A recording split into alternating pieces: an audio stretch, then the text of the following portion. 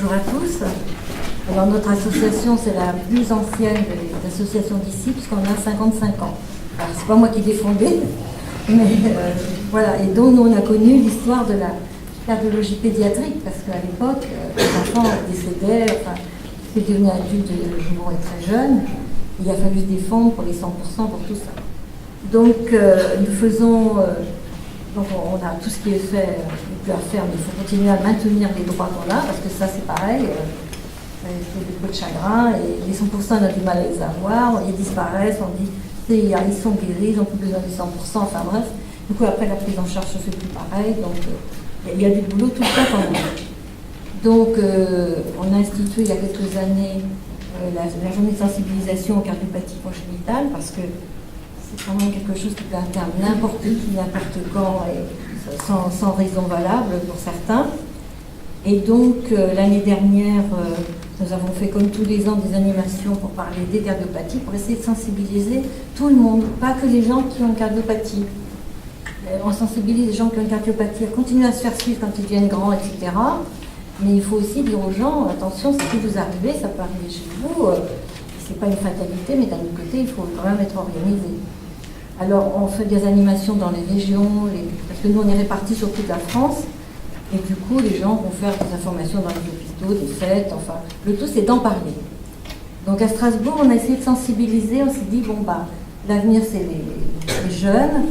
les jeunes qui auront des enfants, si eux, ils n'ont pas de pathologie, mais peut-être que leurs enfants peuvent en avoir. Bon, nous, on ne souhaite pas, hein, mais pour au moins qu'ils soient sensibilisés.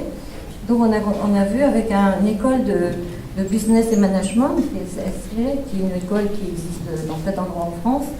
Et le directeur de l'école a redonné comme sujet sensibiliser les gens aux cardiopathies congénitales, en tenant le compte du 14 février, Saint-Valentin, etc. Donc pour eux, ils ont découvert le monde. Là, ils étaient une quarantaine à avoir ce sujet à étudier en une semaine et à pondre des affiches.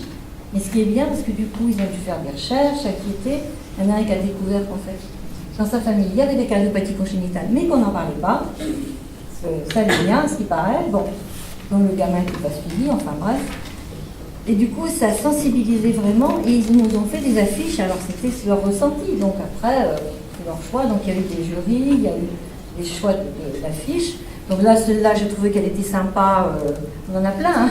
On a eu une centaine d'affiches à choisir, donc il fallait à un moment de faire un choix. Je trouve que celle-ci, elle est mignonne. Parce que c'est vrai que les gens, ils ne sont pas seuls, heureusement. Donc, on fait des journées d'information aussi. Nous, ce qui m'a lancé dans l'histoire, c'est M. Hetz à Toulouse. Il a fait ça depuis 5 ans. Tous les ans, il fait une matinée d'information aux patients pour discuter avec eux, leur présenter des sujets. Et c'est surtout pour sensibiliser là, c'est la catégorie ados et adultes. Donc, cette année, il nous a parlé du voyage, parce que c'est pareil, quand on a une pathologie cardiaque, une malformation, voyager, c'est pas évident des fois, faire certains sports, la plongée, c'est pas évident, voilà. Et donc ça, on a fait le jour à l'Institut de Souris, on avait une psychologue, on avait pareil parlé de la chirurgie pour un enfant cardiaque ou pour un adulte cardiaque. Donc on avait un chirurgien qui nous a parlé d'anesthésie, etc. Donc c'est des journées d'information qui sont très courtes et qui permettent aux gens d'échanger entre eux. Vraiment, parce que c'est ça, ils parlent avec des médecins qui ne sont pas leurs propres médecins, et des fois ils vont se permettre de leur poser des questions qui pèsent au niveau de leur médecin. C'est comme parler à leur voisine, du coup, c'est plus du tout le même rapport. Et puis,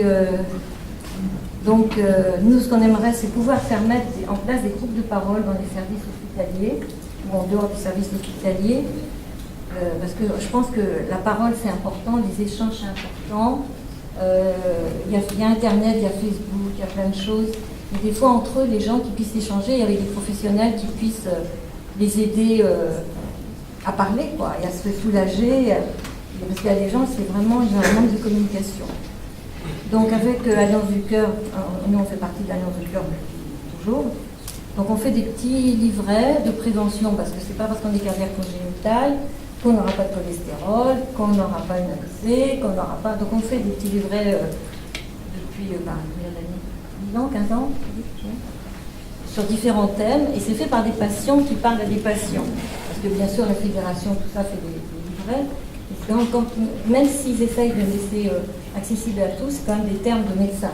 Donc nous, on parle entre patients, avec des exemples de patients, et je pense que c'est facile à lire et c'est assez ludique. Voilà, et alors nous faisons partout, nous, parce que il y a une phrase qui dit seul on va vite, et ensemble on va plus loin. Et donc nous, on fait partie depuis, je ne sais plus combien d'années, d'une association européenne d'associations de patients. Donc on rencontre les Islandais, les Chypriotes, et puis d'abord on se sent moins seul, on se dit en français pas pire qu'ailleurs, c'est peut-être mieux des fois c'est pas mieux, et on échange nos expériences de patients, de parents, d'adultes, et on s'échange des documents qu'on a, et je trouve que c'est des moments très importants. Donc là c'était en Angleterre, c'était le psy, donc je préférais venir avec vous en France, c'était quand même plus sympa. Là, la photo, on est à Istanbul, ça fait déjà 10 jours, je crois. Donc l'avantage, c'est d'échanger, et puis avoir des pressions au niveau européen, parce que quand on va tout seul, si on est 100 personnes pour discuter d'un projet, des fois, ça ne fait pas assez de poids, c'est pas électoral. Là, au niveau européen, c'est quand même intéressant de voir. Là, on arrive en masse. Par exemple, à Nord-du-Cœur, on arrive à 20 associations quand on dit quelque chose d'un peu plus écouté. Si on est au niveau européen, on est plus important aussi dans une association, et c'est des échanges vraiment intéressants. Donc nous, on fait partie des associations, des représentants des usagers dans les hôpitaux, on est à l'HAS, on essaye d'être vraiment dans le droit du patient pour défendre le beefsteak des congénitaux en général, et puis des autres en même temps. Voilà. Merci.